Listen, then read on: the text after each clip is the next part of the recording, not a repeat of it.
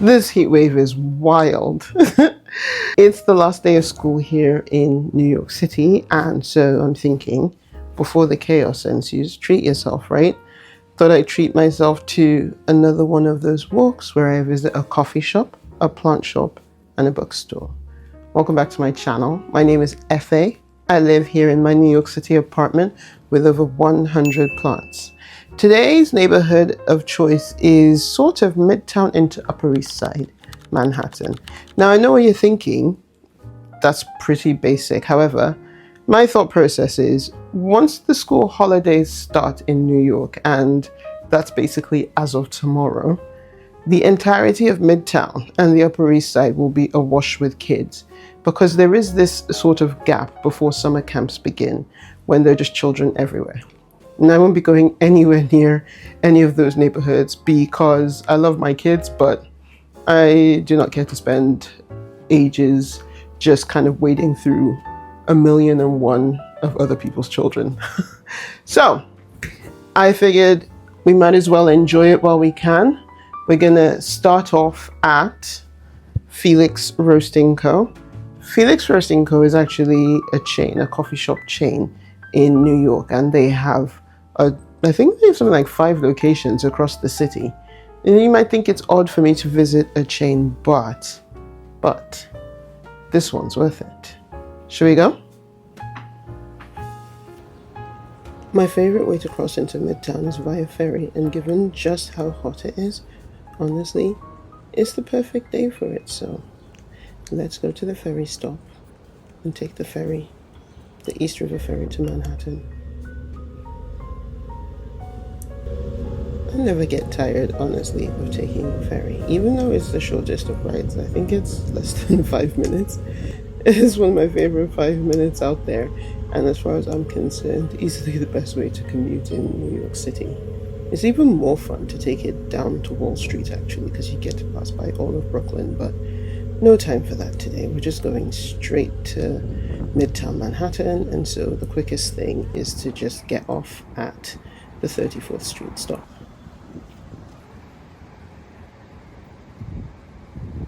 And now to walk. First across town and then right up Park Avenue.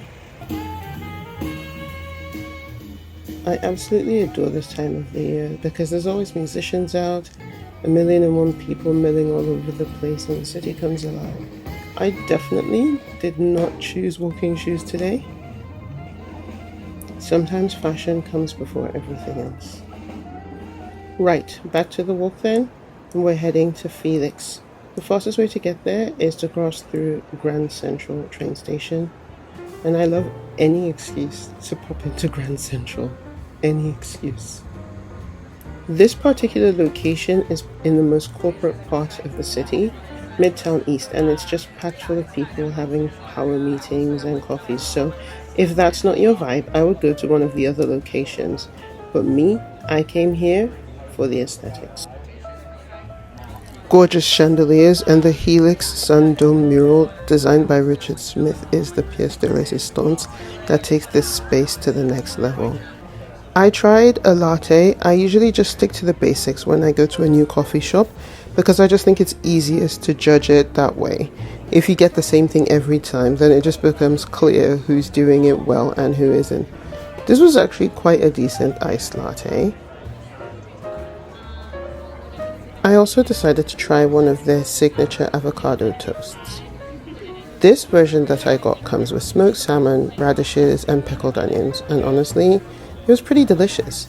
I know that smoked salmon on avocado is basically a no-brainer, and it's always going to taste good, but this was really balanced, was done really nicely, and was actually very tasty. I would definitely get it again. It's a little bit on the pricey side, but I'll allow it because honestly, smoked salmon and avocados are not cheap ingredients, so I don't really see how you could make a decent version of this and price it for much lower than this. It's not that different in price from your average bagel with smoked salmon and cream cheese in New York City, so fair enough. And as you can see, I completely cleaned my plate. That's how good it is. I will definitely be going back for more. So I was super impressed with Felix actually. It's a really, really nice coffee shop. It's absolutely gorgeous. The ceiling, the domed mural, which is basically the reason why a lot of people go there, is really stunning. But I think I need to go back at a less busy time of the day. So either first thing in the morning or probably actually more realistically right before they close when it's not as crowded.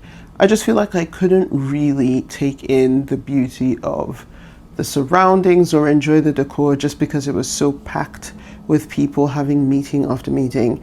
And I didn't really feel like I could linger at any of at the table. I mean, I did take my time because I was eating, but I would like to go there and just really linger over a cup of coffee.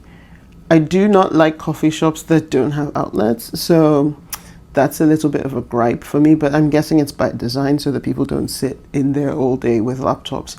So maybe not a good coffee shop for working or hanging out, but a great place to meet people. I mean, the buzz and the energy in there was very New York. I like that about it. The location is extremely convenient. It's right by Grand Central Station, basically. Very easy to get to just about anywhere from there. So that's quite nice, but I will say, perhaps this is poor planning on my part, but I found myself needing to charge my phone throughout, like halfway through my meal there, and there were no outlets there. So I ended up going to another coffee shop just around the corner from Felix. It's called Clock Coffee. It's another one of my absolute favorite coffee shops in New York. It's in this building. I think the number of the building is 22 Vanderbilt. Inside the building, in the open space, there are basically multiple coffee shops. There are a couple of eateries, but more importantly, there are soft couches scattered all over, tables. It's sort of like one big giant open living room. It's got the ceiling open, well, not open to the air. I think there is a roof over it, but it's clear, so it's an atrium, and there are a lot of plants in there. There's a lot of warm tones, kind of like mahogany wooden tables, and just like jewel toned couches, earth tones. It just looks like the sort of furniture I would put in my apartment, and it just has this really nice homey feeling to it. It's a really nice place to stop off for a coffee in the middle of the busy hustle and bustle of the city. It does get a lot of, those meetings and people having, coffee chats, but it's Midtown Manhattan, so that's basically always going to be a thing on the East Side. I do think that this is less obnoxious feeling than Felix. It feels like a bit more of a mix of people, and most of all, they have outlets. So I stopped there for a little while to charge my phone and relax a bit. Why I would need to relax after just relaxing at another coffee shop remains to be seen, but this was a bit more of a chill spot than Felix. So although Felix is beautiful, I do like the vibes on Clock Coffee better. I might have to check out other Felix locations to see if I feel differently, but beautiful coffee shop, absolutely stunning. The vibes were just okay for me. So yeah, on to Clock Coffee.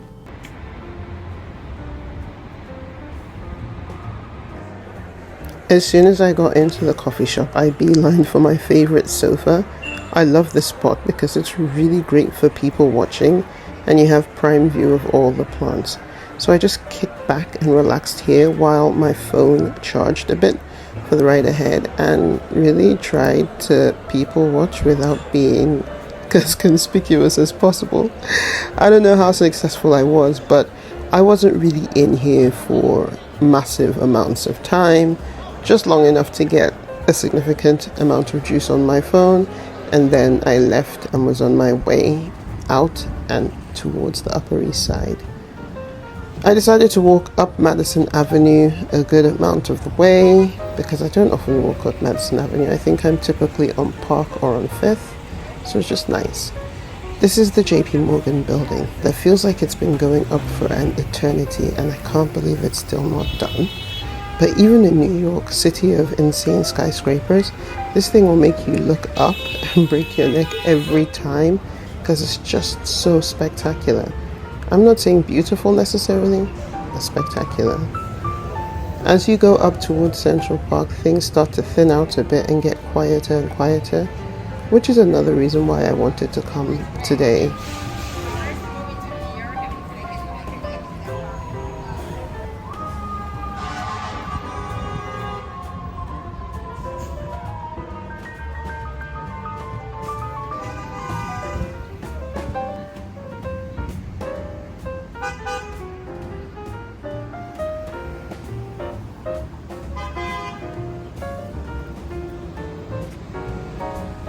And now we're walking right alongside Central Park in what I think is one of the most relaxing, coolest, leafiest walks in the city.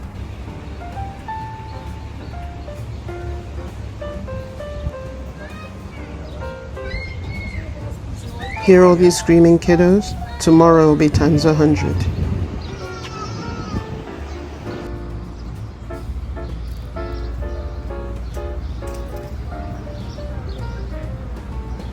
And here is the French Cultural Institute, which houses the Albertine bookstore. The Albertine has books in both French and English, and it's just a really gorgeous little space that I've always wanted to visit, but somehow never quite made the time to come and see. So, yep, we're gonna check it out.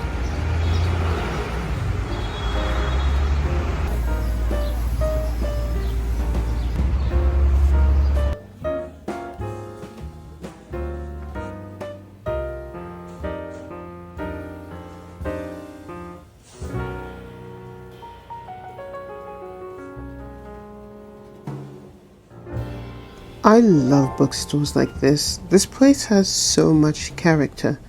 It's almost half bookstore, half library, and I don't feel bad just sort of wandering around having a look at all the books, because it sort of feels like the intention is both to sell books but also just to remind you that they exist, which is a beautiful thing.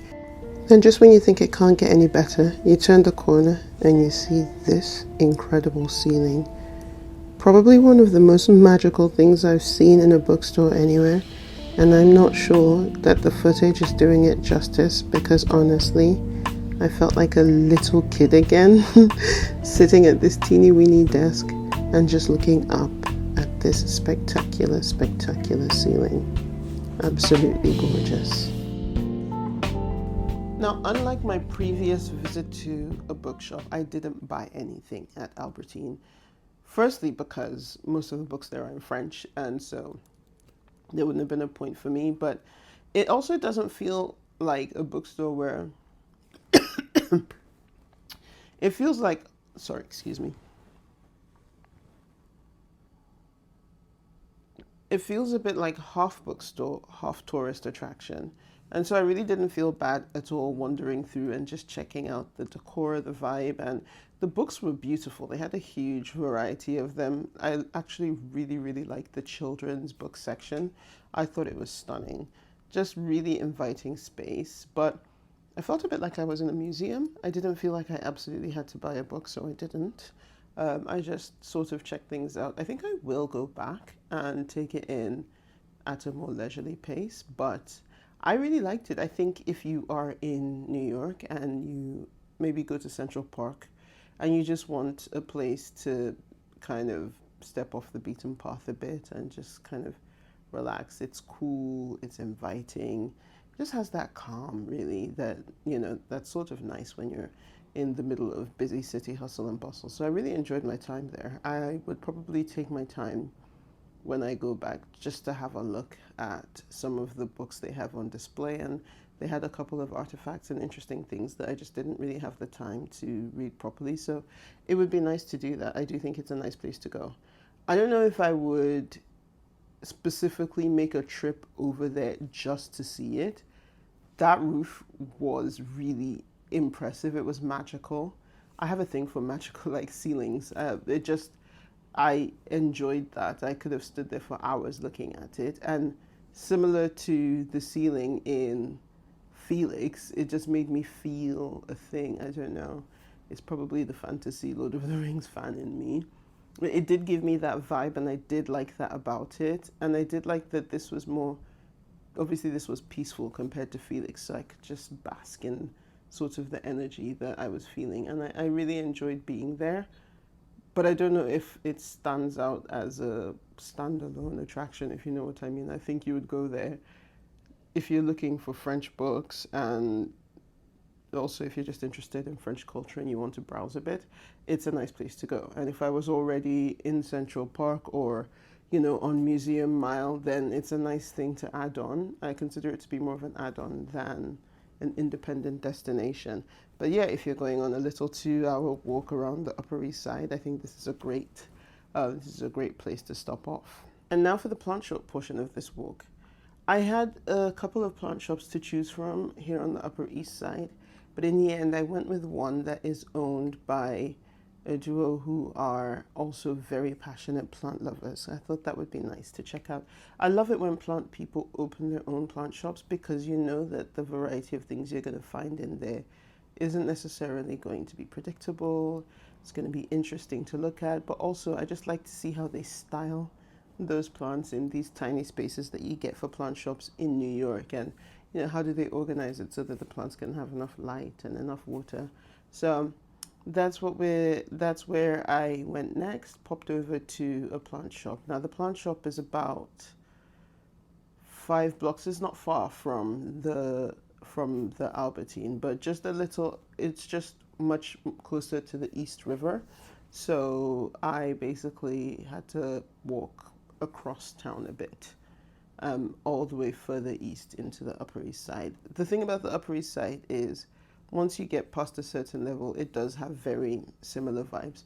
The closer you are to the park, the quieter things are. So by Albertine, things are pretty quiet. But then as you sort of walk more east towards the river, it becomes, noisier and more commercial again. Still quite residential, but, there are more businesses and things like that on that side. So that's where we went next. And then it was back out onto the hot, sticky street. And I headed east and slightly north in search of the plant shop. At this point, the wind was picking up a bit. Things were starting to cool down, and it was a little bit breezy. There's nothing like walking through the streets of New York with the wind in your hair and the sun at your back. It just feels, I don't know, makes me feel so alive. New York is so green, so verdant, so beautiful at this time of the year. I know people think that it's a concrete jungle, but in the spring and in the summer, the city truly comes alive. There's greenery and beautiful flower beds and just gloriousness popping up everywhere. It's almost like walking through a park that just happens to have beautiful buildings sprinkled throughout. Like, look at this flower bed. Absolutely stunning. This is the block with the plant shop. It was also pretty green and very, very cute. This is like the most beautiful flower shop. Not our destination, but how adorable is it? This is where we're actually going. Living with Green. Owned by a husband and a wife duo who are really into plants. And they have done a wonderful job of turning this tiny space into a plant lover's paradise.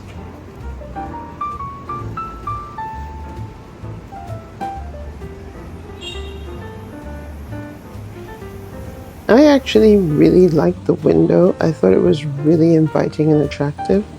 And when you walk inside, the first thing you notice is that they've somehow managed to pack this tiny place from top to bottom chock full of plants, but it doesn't ever look overcrowded or, weird.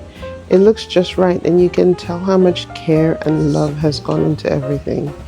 One thing I always look for in a plant shop is like, how well are the plants taken care of? I'm not going to buy plants from a shop that neglects its plants, and this place did not disappoint.